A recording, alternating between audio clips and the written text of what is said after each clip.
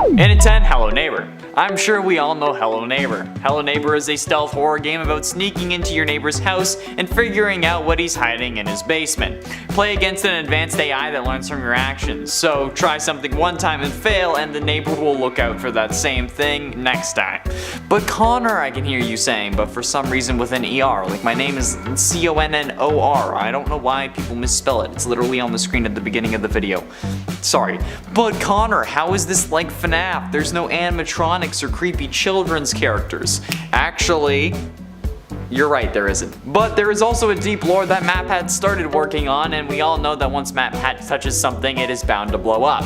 And honestly, with the upcoming Hello Neighbor 2 set to release this year, and Secret Neighbor, which adds a lot of complicated bits to the lore, there is certainly more than enough to get a headache over. And honestly, isn't that what we all live for? To see YouTubers pull their hair out trying to find obscure lore? Yeah. And at 9, Duck Season. Duck Season is another game that causes us to have to rethink our childhoods, but this time, it's Duck Hunt and murderous fake animals. Coming from Studio Stress Level 0, the creators of Boneworks, this game is basically a Duck Hunt VR game that goes really wrong really fast. The game of your dreams just dropped, Duck Season, a hunter with ridiculous graphics. Luckily, it's summer vacation and mom just picked you up a one-day rental of it. Unfortunately, as you binge play it, it becomes apparent that not all is right with Duck Season. And it seems you have a bit of a cursed cartridge, as the dog from the game seemingly escapes and comes after you. And you find out that 12 other families have gone missing and you're about to become number 13. However, in the canon ending, one of 7 different endings, you manage to defeat the dog. But in all the other endings, you find multiple different things that suggest a bigger story and a connection to Boneworks, which is a whole other can of worms. Plus, it's a horror game with a children's character coming to kill you, so there's that. And at 8, Doki Doki Literature Club Plus. Doki Doki Literature Club was quite the famous game, seemingly like a dating simulator but with the tag psychological horror, which made me think that it was just a realistic dating sim. Oh, wicked self-burn! However, that turned out to be the most accurate tag of them all, since throughout DDLC you end up watching all the other girls die until you're left with just Monica. And the game doesn't even end there, since your new goal is now to stop Monica from controlling the game by deleting her character file, and the game just gets way more meta from there, especially in Doki Doki Literature Club Plus, a version of the game released this year, which is a console port that adds even more lore and even more crazy meta gaming. Since now, all the files that you need to edit are available in the game itself, and you just need to delete them from the simulated desktop in order to move on, since consoles don't really have a desktop, so they had to make one for it. And it also includes a whole plot line where the world of DDLC is a virtual simulation that runs like a real world with truly intelligent AI. And one character has become sentient. I'm sure you can guess which one. Yeah, I'm sure you all know about this game, but if you hadn't heard of DDLC Plus, I suggest you go check it out. And at 7, Bigfoot. Now, this is a bit of a stretch, but hear me out. The reason this game is on this list is because if you like FNAF, it's for the lore. At this point, you're a fan of the game because of the way it tells its story, and you're fascinated by the mysteries of its universe. Well, let me tell you about Bigfoot, one of the greatest mysteries of our universe. Kinda. Eyewitnesses often mention its enormous size, incredible strength, and elusiveness, but for many years researchers have searched for him, but no one could provide evidence of his existence. In this game you are a Bigfoot hunter with an important mission, to put an end to rumors once and for all, and prove to yourself that Bigfoot is not just a myth or an invention of the mind. His existence is real enough to make your blood run cold. Collect ammunition, study the terrain, and defend yourself from predators while, you hunt Bigfoot. You must use everything available to you to avoid becoming the bottom link in the food chain and survive the wilderness of the American Wildlife Sanctuary, where Bigfoot is either controlled by an AI or by another player. But come on, this sounds fun as hell, and since it's a mystery in real life, I figured that maybe you'd enjoy it. And at 6, Emily Wants to Play. It's 4:11 p.m. and this is the last house on your route. The windows are boarded up, the yard is overgrown, but the lights are on and the front door is open. This is a weird place to deliver a pizza. Hello? Your pizza's here. No one answers. There's an eerie silence, but you're getting soaked from the rain, so you hesitantly step inside the door and look around. The front door then suddenly closes behind you. Yeah, you just wanted to finish your last delivery and head home for the night, but now you must figure out how to get out of this stupid creepy house. Freely roam the house and try to figure out what is going on. 3 dolls and a strange girl named Emily will also start roaming the house as the hours pull by. Stay away from them, but if you do end up in a room with one, figure out how to stay alive. This may be your last pizza delivery after all. And all you wanted to do is make a joke about it being pizza time.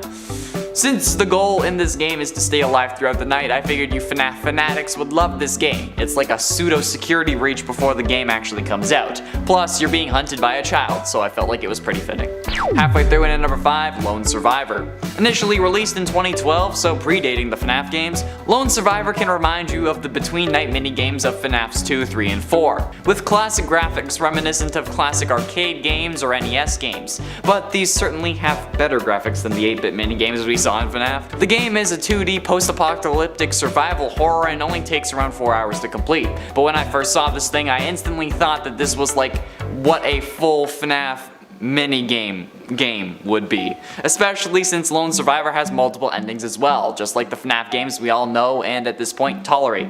The director's cut runs for around $15 on Steam and is on record of being similar to The Forest and Help Wanted, probably because of the tag horror, but still. A 16-bit horror game is something rare nowadays, so maybe you should dip your toe in the water and see what a full 8-bit minigame could be. In at 4, Fazbear Nightmare. Fazbear Nightmare is an upcoming mod for FNAF 4 that completely changes the game. I know this is kind of cheating, but still. You do need to own a copy of FNAF 4 to play it since it is technically a mod, however this alternate timeline version of FNAF is surely going to put some hair on your chest. The mod isn't currently available, being released sometime soon, but the current live build contains the first story, Midnight Investigator. There are more stories set in different locations that will be added in future updates. They'll be posting a development roadmap at some point soon.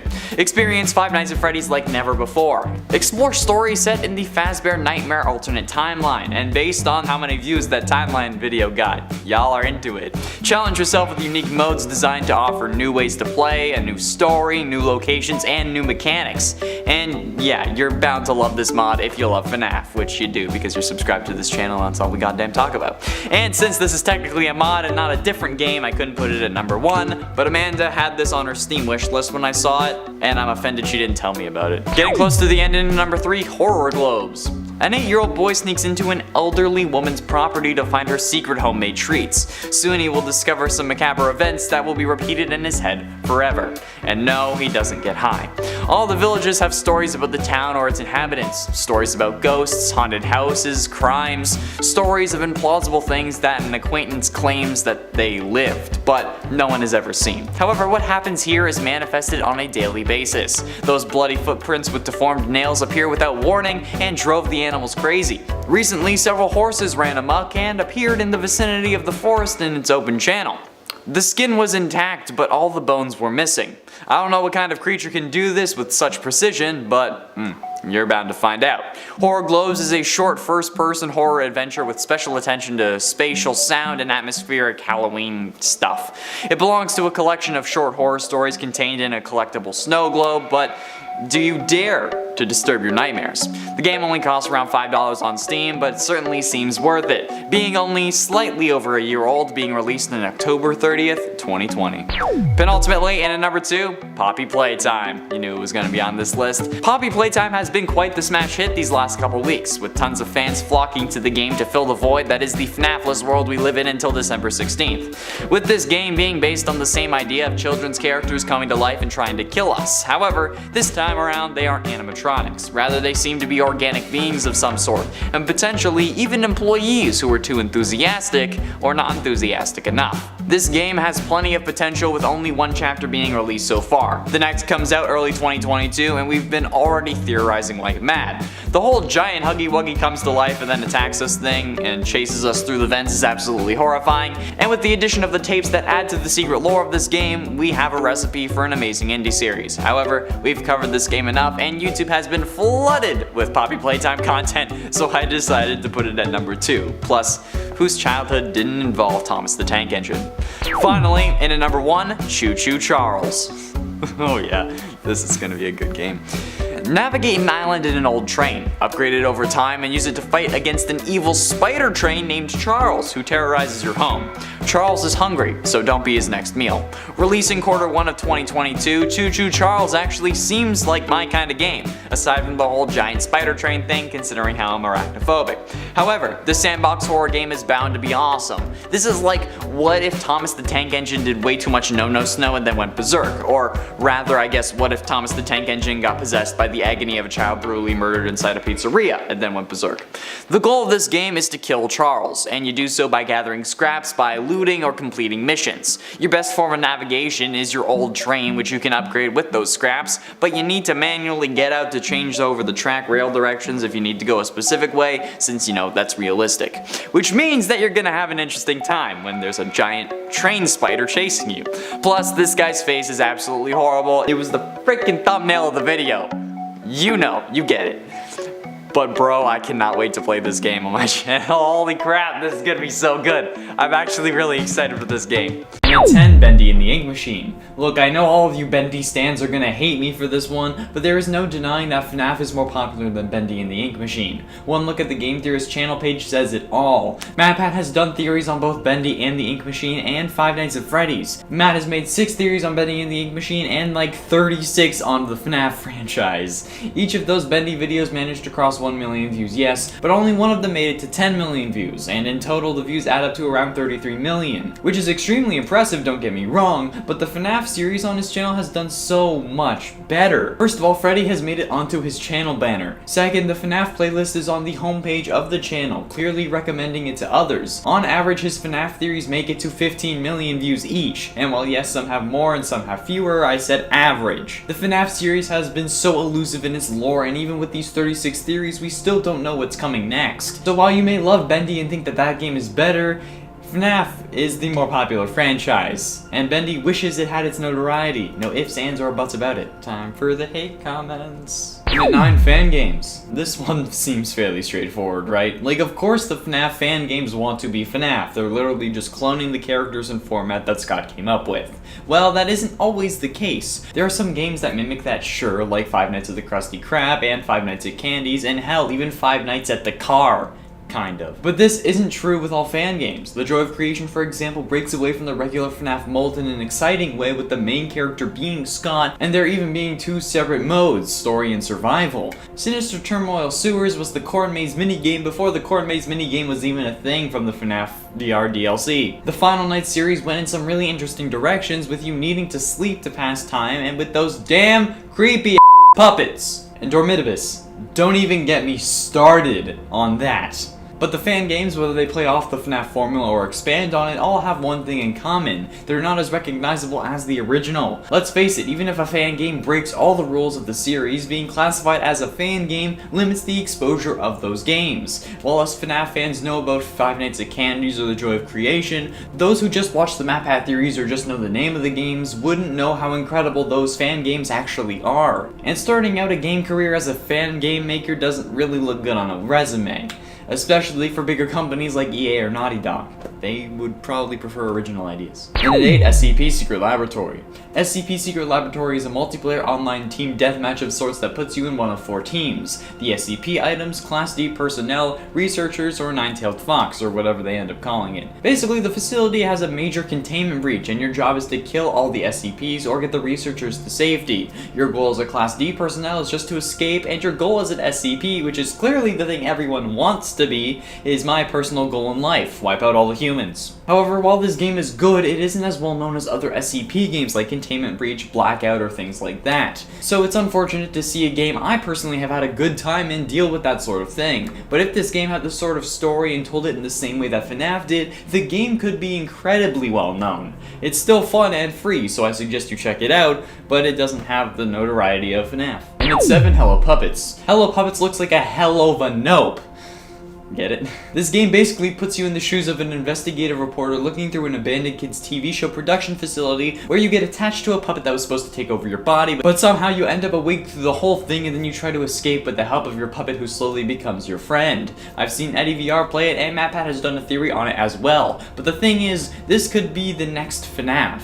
I know that it sounds bad the way I say that, but the only reason this probably won't be as big as it could be is because of the restriction it put in place with it being a VR title. If they released a flat version like they did with Help Wanted, then the game could be incredibly popular. The mystery is presented in a more mysterious way than some others on this list, and there are more questions than answers. The ending was obscure, and I'm sure that they can make more games like that in the future. The only thing limited to this game is the fact that it's VR only. I hope this game can really flourish because it looked so cool. Oh, I don't want to play it though, because that is terrifying. And at 6, close your eyes. Close your eyes, shut your mouth, dream a dream and get us out. Well, actually, that's not the point of this game. The game is all kinds of screwy though. In Close Your Eyes, there seems to be another way to see, but it's while your eyes are closed. With your eyes closed, your sight basically goes into detective mode where certain items and things are highlighted. Oh, and a character known as the Witch can send you secret messages because you're half of her because you were her body before it was torn away because a nuclear apocalypse caused the destruction of the outside world.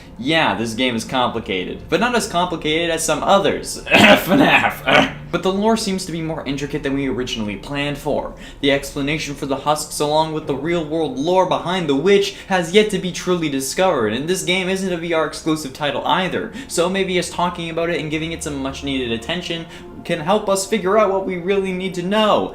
What the hell? Maybe we can figure out the lore definitively, because like, what? Halfway through at number 5, Slender Man. Slender Man is iconic, don't get me wrong, but what has it done that FNAF hasn't? The character of Slender Man has gotten his own games, a movie, and countless fan recreations. The same thing has happened with FNAF, except the movie is still in the works. Is it actually still happening though?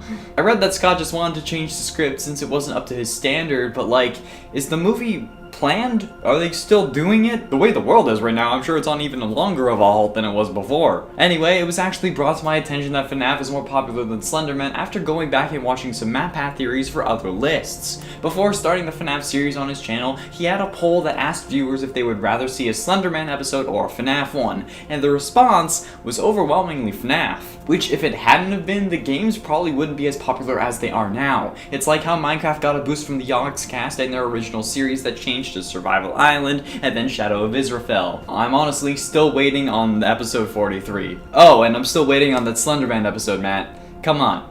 Neither of you are watching. Yogg's cast isn't watching, MatPat isn't watching. And at 4, Case Animatronics. Case Animatronics is a truly scary and challenging first-person stealth horror available on the Steam store. Control of the police department is in the hands of an anonymous hacker. All exits are locked, the electricity is off, and metallic thumps are getting closer.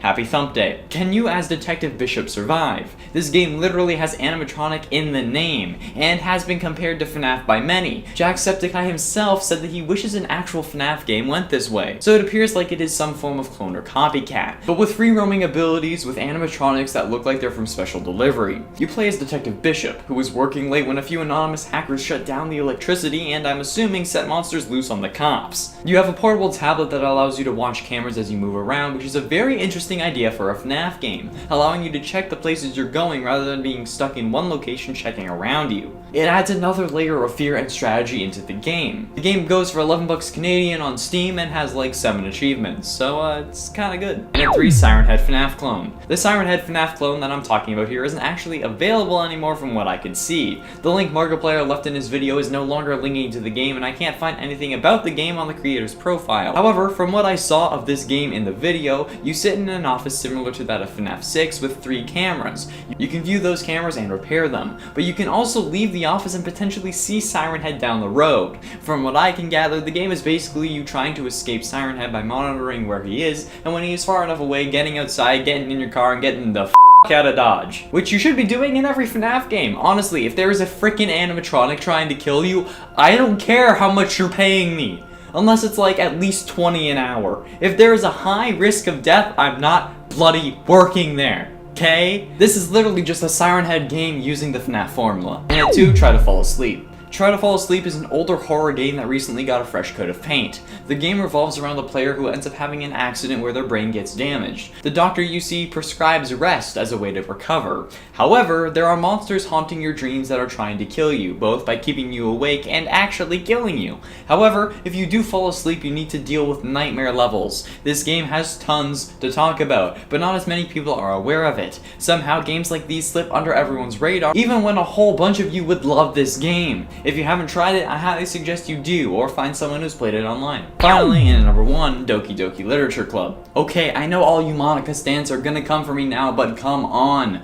We all know that while Doki Doki is popular, it's not FNAF popular, okay? This game, while trippy, has everything played out fairly straightforwardly. You realize what's going on and then you take steps to fix the problem. While yes, it's creepy and you end up watching terrible things, the lore is fairly easy to figure out. With FNAF, however, there is so much more to figure out and there is so much to deal with, it's impossible to do it all at once, and I think that's why FNAF is so addictive. We don't know anything for sure. Nothing is cemented in fact unless it's come from an official source of lore like Scott Cawthon himself. So it brings people back again and again to try to solve the mysteries that nobody had been able to solve before. Doki Doki doesn't really do that. At number 10, Saw 2, Flesh and Blood. Now I know I said that I wasn't a fan of horror games, but I am, however, a fan of horror movies, the Saw franchise being one of my favorites. They're not the greatest things to come from Hollywood, and they are in no way the best cinematic masterpieces out there, but there's just something about the twisted nature of the films and how they all connect on an eerie level that is somehow pleasing to me and a number of other fans. But all that praise for the franchise certainly does not include the 2010 game Saw 2 Flesh and Blood. This game was merely seen as a failed cash grab to keep fans of the franchise satisfied, but they clearly satisfied none, as this game is seen as one of the worst horror games of the last decade. Being the second game that they've released, there was an expectation to up the ante in the game's sequel. Unfortunately, this isn't the case here, as the developers seriously dropped the ball on this one. The first game had tasks to progress the story and unlock clues, having unpredictable missions and mini-games thrown in, but the sequel didn't really bring much more to the table. The tasks in the game were seen as pretty trivial and predictable, and much easier than the first game, and the story's plot was confusing to those who weren't familiar with the Saw movies because it provided no backstory for new players. The gore that you would expect from the Saw franchise is present, so it has that going for it, as it features the traps and bloody messes that you would expect in the movie. Really, this game was only enjoyed by superfans of the Saw franchise because they were just happy to have received something new, even if it wasn't all that enjoyable. At number 9, Ju-On: The Grudge. Yet another example of a failed attempt at bringing a movie into the gaming world is Ju-On: The Grudge. Released in 2009 on the Wii, Ju-On: The Grudge was marketed as a haunted house simulator because you can barely even call it a game. The overall consensus of those who played it is basically that the game's poor graphics, presentation, and gameplay are all subpar, but since the game has a really short playtime, it's not so bad since you won't really be wasting much time on it anyway. In the game, you are faced with ghost encounters as you wander around the dark halls of a number of creepy, stereotypical horror environments like abandoned buildings and whatnot. The game has quick time events where you fight off ghosts, but it's an overall pretty easy game to win, as long as you keep your flashlight powered with batteries that you'll find around the map, since that's really all you got going for you.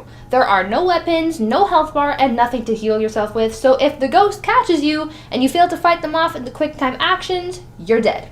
Game over. Even though the game was released in 2009, there were still a number of more engaging things that the developers could have added to make the game, well, a game, instead of just having 3 hours of wandering around a dark building. The game also has no checkpoint system, so if you die after 10 minutes of playing, you'll have to do it all again from the beginning, and you'll never get that time back. Even though the director of the original Grudge film helped to develop the game, there was really no saving it from being as bad as it was. Now, before I continue on with the list, I'd like to ask you guys to consider leaving a like on this video if you're enjoying it so far, because we love getting your positive feedback, and your support really means a lot to us. At number 8, Druna Morvis Gravis. Based on the graphic novel of the same name, Druna Morvis Gravis, released in 2001, wasn't really what fans of the novel were expecting. Now, I'd feel bad for harping on its poor graphics just because the game was released almost 20 years ago, and they obviously cannot even begin to compare with today's games, but for game reviewers at the time of its release, it had other glaring problems, mainly the game's overall execution. The premise of the game was that you have to enter Juna's psyche as she lies in a coma. As you wander through her mind, you have to take into account the fragility of her psyche, and 3 aspects are added to the game that the player has to be mindful of. Juna's cognitive efforts, which measure the time that the player has spent in her mind, her cardiac activity, which rises during stressful situations, and her nervous tension, which rises when the other 2 aspects change. These things never reset, so you have to play the entire game keeping these levels in mind, and if they get too high, then you lose. Basically, the game is just setting up to lose in this case because there's no way of regulating these levels. Players have jokingly said that they'd rather save their own psyche by avoiding the pain that comes with playing this game, which is probably some good advice to follow. At number 7, Hollow. Hollow, a game released in 2017, is one that you'd want to stay away from as long as you don't mind an immense amount of bugs, disorienting graphics, and typos. Being a game that was released not too long ago, you would think that it would have more going for it in regards to functionality, but this game, according to some reviewers, is an example of one that probably should have been scrapped long ago. The premise of the game is that you wake up disoriented on a seemingly abandoned spacecraft, but you later find out that there are hellish monsters out to get you. This game is pretty low res and features a distorted filter that's supposed to mimic a space helmet. This really doesn't make the game very playable because it makes it hard for players to distinguish quest items and important markers from the rest of the grainy surroundings. The controls are also pretty choppy and lethargic, which could be interpreted as a creative call to further the idea that the character you're playing as is still disoriented and confused, but for those who've played the game, they say that these low quality functions are just frustrating to work with. The story is also subpar because it's pretty predictable and doesn't make it worth the trouble of dealing with the rest of the bugs, like the floors not loading, the game constantly crashing, and a number of other issues. At number 5, Weeping Doll. If you're into VR gaming, this is definitely one game that you'll want to stay away from. Weeping Doll, released in 2016 for the PlayStation VR, really just should not have been released. If the developers gave it more time and worked on it a little more, then it could have been pretty good, but instead it flopped. The game's story is a little confusing and has some inconsistencies, but essentially the game follows a maid working for a dysfunctional family. This dark family scenario features a creepy dollmaker dad and weird, sad child and a lot of family tension. As if the story itself wasn't bad enough, the voice acting is even worse. Once upon a time, there were 2 twin sisters who lived in a big house with their parents. The sisters looked very much alike, except the house where the game is set is also riddled with inconsistencies that really makes it hard to determine where and when the game takes place. The game seemingly takes place in a Victorian-esque home, but the bedrooms are laid out in a more traditional Asian style with samurai swords as decoration. Also, despite the fact that the main character wears more classical clothing, they're seen carrying a cell phone on them. The home also features CRT televisions in some rooms, but the walls are also decorated with fairy lights. It seems like the game was made by a bunch of different people who never had a meeting to discuss their work, and it's just bad. At number 4, Agony. Agony is a dark, fantastical game released in 2018 that takes a player on a journey through the fiery depths of hell. Now, although the plot might intrigue you, don't let it fool you because according to a lot of players, it's actually pretty trash. It certainly fits the horror genre because of its serious gore factor featuring mangled victims and torture, but I mean, what else would you expect from a game that takes place in hell? Well, I mean, I'd expect some real action, but unfortunately, that doesn't happen in this game. Essentially, the objective here is to escape hell by using stealth, but as you could imagine, that can get old quite quickly. I love a good stealth mission, but if that's all the game offers, it's bound to get quite stale. Instead of running into the inferno and fighting demons, you're instead hiding and trying to sneak past guards who are on the hunt for you. This is all tied in with a seriously over-sexualized surrounding with a number of references to female anatomy and female sexuality as well. Essentially, the game's developers spent more time adding the screams of tortured souls and the graphic adult content than they did creating the playable parts of the game. At number 3, Alone in the Dark Illumination. This game is horrific in the worst way possible. As the 6th installment of the Alone in the Dark franchise, you would think that the developers would at least try to spice things up a little bit, right? I mean, the other games in the franchise weren't all that great, but they weren't as bad as the latest installment, Illumination. Basically, these games featured the player alone in the dark. Surprising, I know. And fighting back against the monsters that are trying to kill you. It's all very reminiscent of Resident Evil, but they still made these games sort of work, at least until the latest one came out. The only thing that really changed with this one is the fact that these creatures of the night are now sensitive to light, and so your objective this time round is to light up your surroundings to keep the monsters at bay. Sort of like torching your base in Minecraft. Well, it's pretty dumb game mechanics pretty much makes the task of lighting your way obsolete, since the monsters still spawn around you and continue to attack you. It's a dumb game mechanic and a dumb game with a hell of a lot of bugs, so just take my advice and don't play it. At number 2, Amy. Imagine a game where you're trying to save someone who really doesn't need saving to begin with. That's pretty much the premise of the game Amy, and yes, it is as bad as it sounds. The story is much like The Last of Us in the sense that you're on a mission to save and protect a child from the dangers that lurk around you, but with Amy, your efforts to save this child are pretty much pointless because she's actually immune to the threat at hand. Amy is a mute child who is genetically enhanced thanks to experiments that she was subjected to, and when Amy and her guardian Lana seek out treatment for the child, they realize that they're in danger because of a zombie outbreak. Now they have to escape the facility that they were visiting and get to safety, but even though the player is at stress level 1000 trying to win the game with its clunky controls, and Lana is trying everything she can to keep Amy safe, Amy's just over there chilling because she's some kind of X-Men child who doesn't care that the zombies are after her. It's a hard game to take seriously, so you should just steer clear of it. And finally, at number 1, The Letter. I put this game at number 1 just because of how utterly ridiculous it is, but also because I wanted to read you a review I found of this game that will pretty much put into perspective and also make you laugh a bit. Basically, the premise of The Letter, a game released on the Wii U in 2014, follows a child's journey to locate their dad after finding a letter from him saying that he's gotten into some trouble and that it's too late to save him, but also that he's at a job site and if you go looking for him, you won't survive. Obviously, the character tries to find their dad regardless, and they keep finding clues, which is funny since the dad didn't want to be found in the first place. Make up your mind, Dad. The game is so poorly made graphically that it looks like something a beginner using Unity would have made their first time.